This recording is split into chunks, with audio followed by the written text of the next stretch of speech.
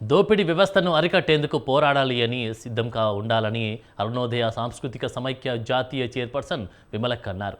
కాకినాడ జిల్లా జగ్గంపేట మండలం రామవరం రంగవల్లి నగర్ వద్ద ఏర్పాటు చేసిన అల్లూరి సీతారామరాజు, భగత్ సింగ్, రంగవల్లిల విగ్రహాలను ఆమె ఆవిష్కరించారు. భవిష్యత్ తరాలకు తెలియజేసేందుకే పోరాటాల యోధుల విగ్రహాలను ఆవిష్కరించడం జరిగిందన్నారు.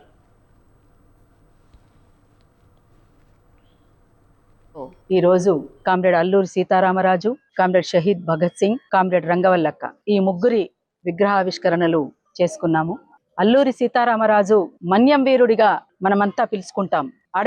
అడవిలోని సంపదని ఆదివాసీలకే దక్కాలని, అది న్యాయమైనటువంటి డిమాండ్ అని, వాళ్ళ స్వయం పాలననే నిజమైనటువంటి పోరాటమని, ఆ స్వయం పాలన వాళ్ళకు దక్కాలని పోరాడి అమరుడైనటువంటి కామ్రేడ్ అల్లూరి సీతారామరాజు. అట్లనే ఈ దేశానికి నిజమైనటువంటి స్వాతంత్రం అంటే అందరూ సమానంగా బతికే రోజులు రావాలని, ఇక్కడ ప్రజలకు న్యాయం చెందేలా స్వాతంత్రం ఉండాలని కోరుకున్నటువంటి వ్యక్తి నిజమైనటువంటి దేశభక్తుడు కామ్రేడ్ షహీద్ భగత్ సింగ్. అట్లనే వీళ్ళ బాటలోనే ఇక్కడ అణగారినటువంటి వర్గాలకు న్యాయం జరగాలని, దోపిడీ పీడనలు లేనటువంటి, అసమానతలు లేనటువంటి, వివక్షతలు లేనటువంటి, కులము మతము లేనటువంటి ఒక మనిషిని మనిషిగా గౌరవించేటువంటి సమాజం ఉండాలని కోరుకున్నటువంటి వ్యక్తి కామ్రేడ్ రంగవల్లక్క.